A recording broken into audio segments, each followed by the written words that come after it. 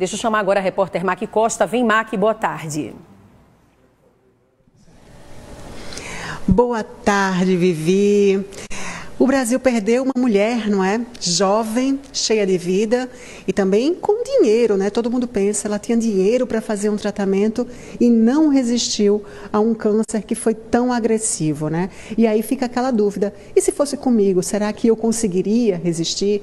Na verdade, esse câncer ele é cercado de muitos tabus, inclusive para fazer o exame, né? Para conseguir um diagnóstico. E por isso que a gente está aqui hoje no Hospital de Câncer com um cirurgião oncológico, Dr. Jensen Fong, que vai alertar sobre todas essas informações que a gente precisa ter sobre o assunto. E eu quero começar perguntando, doutor, esse câncer de cólon retal, ele tem cura? Boa tarde. Boa tarde a todos. Sim, ele tem cura, mas como é uma regra normal no câncer, quando diagnosticado precoce, se torna mais fácil de obter essa cura. Mas o câncer coloretal, a gente tem que lembrar que sim, ele tem tratamento e a gente consegue a cura sim. Então, existe um percentual até alto, o senhor estava me dizendo, se você for diagnosticado rápido? No geral, a mortalidade desse câncer, ela é em torno, a gente tem uma sobrevida em 5 anos em torno de 50%, até um pouco mais, dependendo da região do país, ou dependendo do grau que você encontra o câncer. Quanto mais precoce, mais alto esse número. A gente sempre faz um cálculo em oncologia de sobrevida em 5 anos. Essa sobrevida é considerada uma sobrevida boa. Em algumas situações, como por exemplo na Europa e nos Estados Unidos, a gente consegue transformar o câncer coloretal numa doença crônica. E agora, é uma palavra meio complicada, né? A gente sabe o que é exame de câncer de mama, câncer de ovário, mas o cólon retal ele abrange uma área mais completa do corpo, não é? Eu queria que o senhor explicasse para a gente exatamente onde ele afeta. De maneira genérica, o câncer coloretal é chamado de câncer de intestino. Mas o intestino, na verdade, ele tem 2 segmentos. O intestino, o delgado, que é o mais fino, e o mais grosso, que é o de cólon. E o câncer de intestino é mais comum nesse cólon mais grosso, nesse intestino mais grosso. Então, no câncer coloretal, a gente consegue ter acesso a essa região do intestino através do exame chamado colonoscopia. Essa colonoscopia ela vai ser diagnóstica e terapêutica nos tumores iniciais. Então, ela é muito importante para o diagnóstico precoce e para a prevenção. Quando você consegue fazer o exame na época certa, você consegue retirar os pólipos, que normalmente são que causam, com a sua evolução, o câncer coloretal. E qual é a época certa para se fazer esse exame? De acordo com o Ministério da Saúde, a gente fala que a idade de corte é 50 anos de idade. Se você tem alguma história familiar, alguma questão genética, essa idade pode mudar, normalmente para 45 anos. Entretanto, isso ainda não foi mudado pelo Ministério da Saúde, nós estamos vendo um pouco de queda nessa idade que as pessoas têm, normalmente associado a alguns hábitos de vida que a nossa população vem desenvolvendo ao curso do século XXI, como, por exemplo, o aumento da obesidade, aumento do consumo de alimentos industrializados, ultraprocessados, o tabagismo, o etilismo, o sedentarismo, tudo isso tem um componente que auxilia no desenvolvimento desse câncer. Então é isso, qualidade de vida, minha gente, sempre vai ser o centro de tudo, né? Se a gente começa a comer mal, a gente automaticamente vai estar prejudicando o nosso intestino e tudo mais. E agora, mais uma questão, eu só tenho o SUS. Todo o meu tratamento, ele é público. Eu consigo marcar qual é o médico que eu vou lá e digo, doutor, eu quero esse exame. Do ponto de vista geral, a porta de entrada para o SUS é o médico do posto de saúde da família.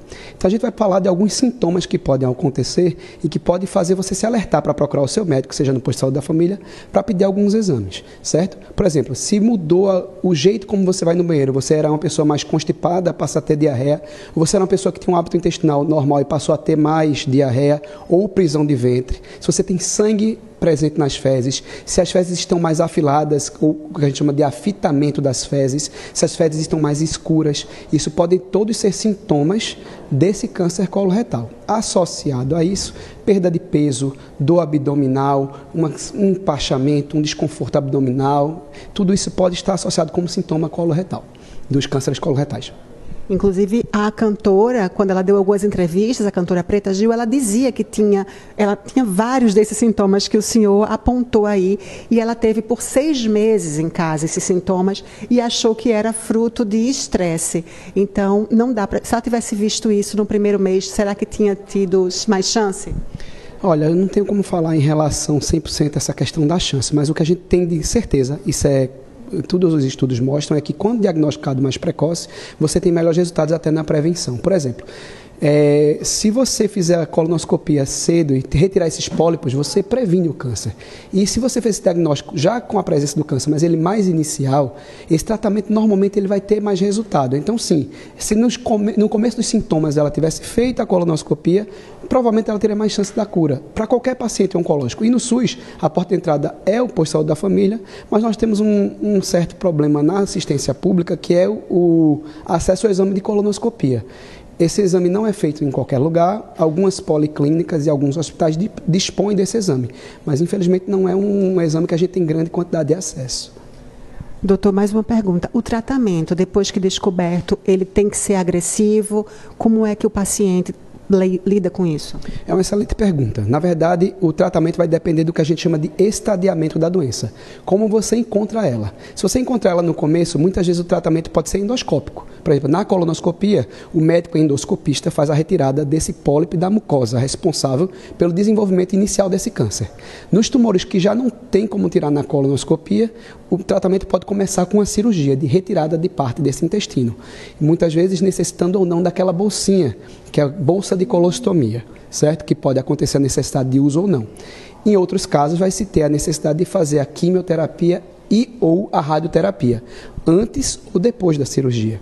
E, em alguns casos, em alguns pacientes eletivos, o tratamento com imunoterapia também está indicado. A bolsinha, então, não vai para todos os casos desse câncer, é só em alguns? Isso. Principalmente em casos mais selecionados, a gente vai optar pelo uso da bolsinha de forma ou temporária ou até mesmo definitiva.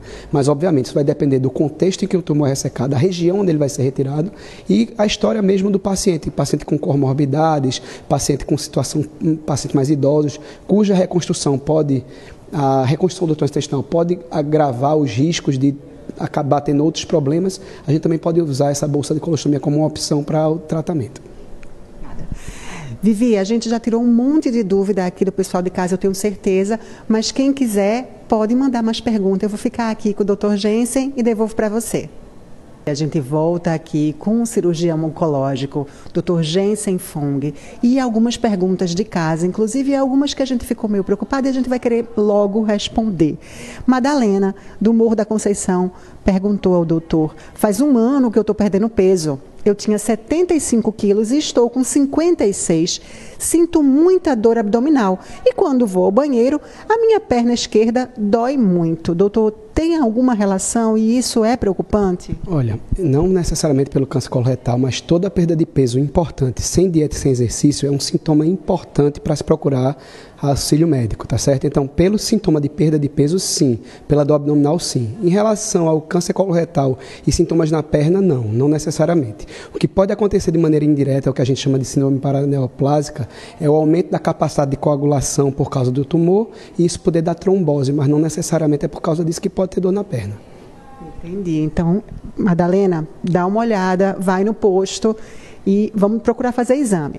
Ana Cristina de Jaguaribe, Paulista. Para fazer a colonoscopia, podemos fazer sem ter nenhum sintoma, doutor? Sim, a colonoscopia ela não é indicada só quando se tem sintoma. Ele é um exame de prevenção. Ou seja, todo paciente, todo mundo que chega aos 50 anos de idade tem indicação de fazer uma colonoscopia. É um exame que demanda um preparo, mas é um exame que ajuda muito no diagnóstico e até no tratamento dos casos iniciais. Ótimo. E aqui mais uma pergunta de Elaine, do bairro de Santa Casa. Qual especialista eu devo procurar primeiro para fazer esse exame? Eu tenho histórico na família e tenho 43 anos. Isso é importante ser dito. Pacientes que têm histórico de câncer na família, pais, irmãos, filhos, tem que descer essa idade de colonoscopia para um pouquinho mais cedo, com 45 anos. Então ela está bem perto da idade que se preconiza fazer esse exame. O médico que faz esse exame é o endoscopista ou o médico coloproctologista, mas você pode procurar o especialista, o médico, o cirurgião oncológico, um gastroenterologista. Existem várias especialidades que vão ter a capacidade e o discernimento de indicar no momento certo o exame que precisa ser feito. É isso. Muito obrigada por todo o esclarecimento, doutor. Foi um prazer.